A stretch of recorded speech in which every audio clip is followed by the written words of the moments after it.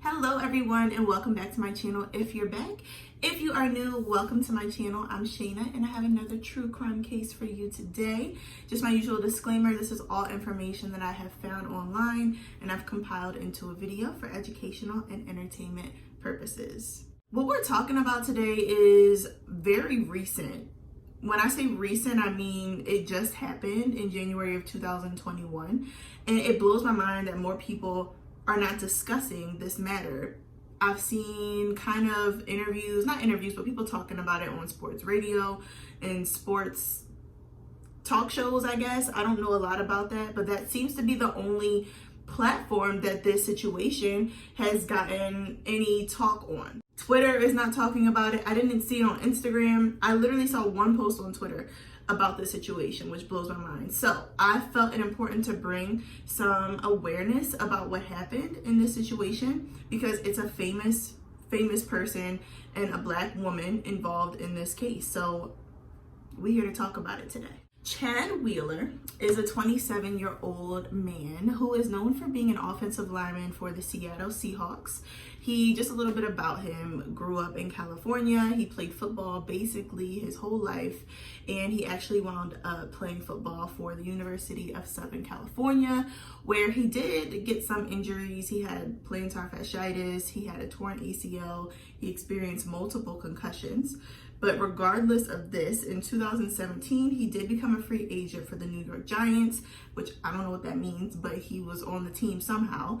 And then from 2019 to 2020, he became a member of the Seattle Seahawks. Now let's go back to December of 2015. Police respond to a call about a man who is being violent. He's on a rampage. He's punching windows. He's punching walls. Police arrive on the scene and it is Chad Wheeler having some sort of manic episode, and they try to subdue him. They try to talk him down, relax him, but he is non-cooperative at all, and he winds up being taken in protective custody for a psychic evaluation. However, he was never arrested from this situation, and the woman who was there on the scene with him and presumably who called the police was a friend of his who had a 7-month-old child in the room, in the apartment, wherever they were at the time of this incident. So he had a history, if you will, of violence dated to 2015. Fast forward to January 23rd of 2021. It's the early morning. Chad and Aaliyah are together. Aaliyah is his girlfriend, and he is not having the best day. He apparently shaves his head, he's acting different, and he at some point asks Aaliyah to bow down to him. Aaliyah says no, and what happens after this is absolutely horrifying. If you are sensitive to descriptions of domestic violence, relationship violence, please click off. According to the prosecutor's charging papers, Chad choked Aaliyah in her bed to the point of unconsciousness, and the first time he choked her, she passed out, and then she wound up waking up. And when Chad realizes that she wakes up, he chokes her again. He attacks her again. She does report to police that she tried to kind of roll her body from underneath him, but he is huge. He's 310 pounds, and she is 6'7", this man, and she's 145 pounds. So she has not much in the way of self-defense against this person, against Chad. She tries to roll from underneath him. He rips her arm back, and then he chokes her again. She falls unconscious for the second time.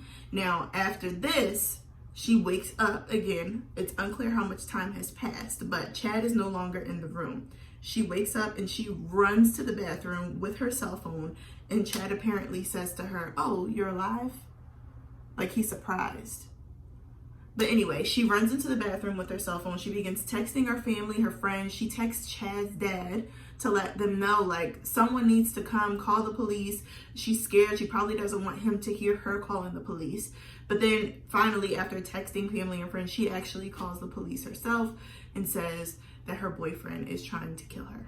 When police arrived on the scene, Chad was not cooperative at all, and he actually was in the bathroom with Aaliyah. So I don't know if he broke the door down, picked the lock, we don't know, but at this point he wasn't actually charging at her. He just was in the bathroom with her, and he refused to let police take him away. So they actually had to tase him to subdue him, and he is screaming, "I love you, Aaliyah, I love you." He also says, "I don't beat women."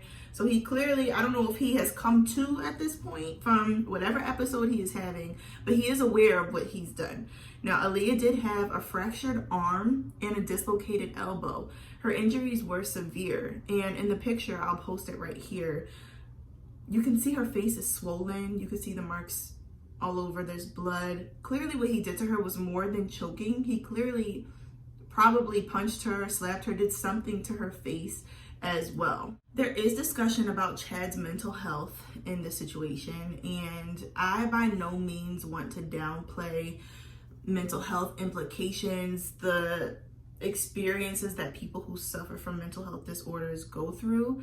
However, while I don't want to downplay that, I also don't want to downplay what Chad did, and I don't want us to lose sight of the severity of what he did. He should be held accountable to the fullest extent of the law, as if he had absolutely no mental health complications at all. He apparently had bipolar disorder.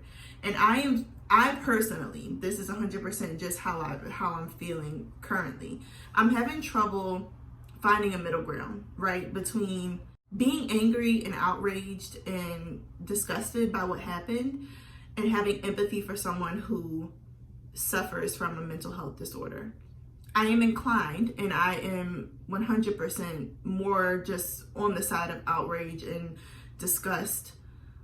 But I don't want to downplay, it's a weird middle ground. I don't want to downplay the mental health issues that he's probably having, but that's not an excuse for assaulting anyone, for basically almost killing someone. It's not an excuse. I do recognize that, episodes from bipolar disorder or other mental health disorders can cause situations like this. I'm fully aware of that. This wasn't just a domestic violence case. This was attempted murder. Chad tried to kill Aaliyah. He was surprised when she woke up.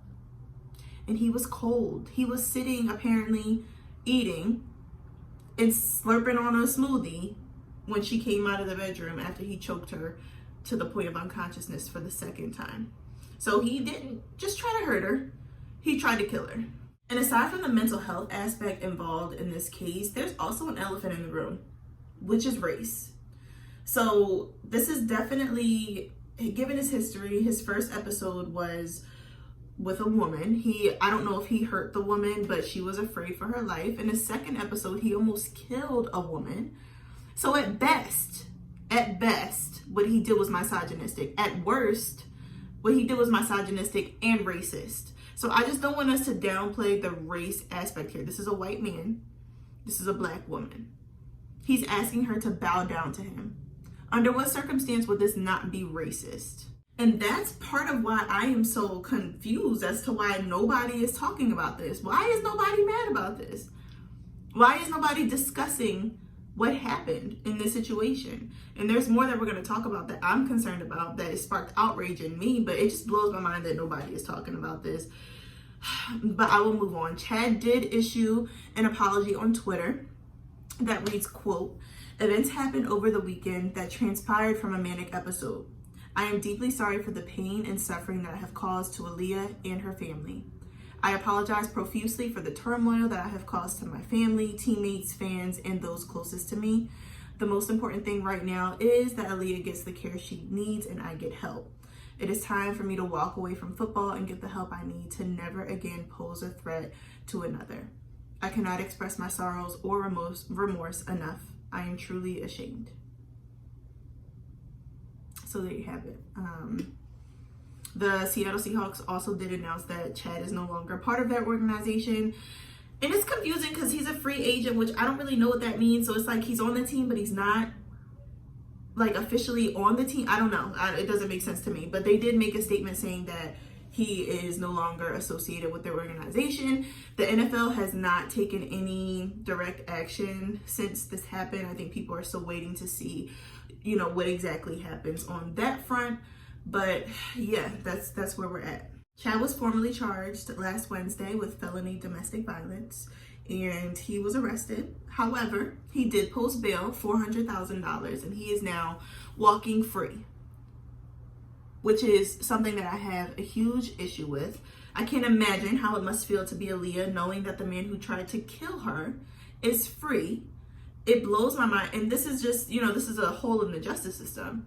Because why is it that a man who is capable of murder, he is capable of murder, he could have killed her. Why is it that this man gets to walk the streets and be a free person? Apparently police confiscated his weapons, whatever weapons he may have owned. But he don't need weapons. He didn't need a gun or a knife to almost kill Aaliyah the first time. He doesn't need any weapons. This man is 310 pounds and 6'7". He is a weapon. This man is a walking weapon. So it blows my mind that he is able to just be out here free and that people aren't outraged about it, that there's no petitions. I haven't seen. Maybe there are. Let me not speak incorrectly, but I haven't seen them. I just hope that justice is served for Aaliyah in this case. I'm so glad that she is alive. But I can't imagine the amount of trauma that you might experience from a situation like this when the man who was supposed to protect you does something like this to you. I'm sure it changes your perspective on men, relationships. So if you are with a man that you believe is going to protect you and love you, and if someone else is hurting you, he's going to be the person who makes sure you're safe, and he does something like this, how do you then move on and have a normal relationship again? My thoughts really go out to her. I hope that she is having a speedy recovery, but I can't imagine the long-term impact of the situation and how traumatic this is for her. In closing, if you need help, get help. Seeking help is a sign of strength. It's not a sign of weakness. It is unfortunate, but in our society, it's shamed on, like, people who try to get help are shamed, and it shouldn't be that way. I'm lucky enough that I've never experienced any type of mental health disorder or concern, but a lot of people in our society do, and they never get the assistance that they truly need. And things like this happen. Apparently he wasn't taking his medication, but maybe that's something else that should be, like, maybe it should be a law that you have to take medication if you have manic episodes like this. Like, not taking your medication isn't an option. I don't know. I'm just a small little person who has opinions, but I guess all I can say is that I hope justice is served. I have rambled on long enough. If you've made it this far, you are loyal. You really are, and I appreciate you.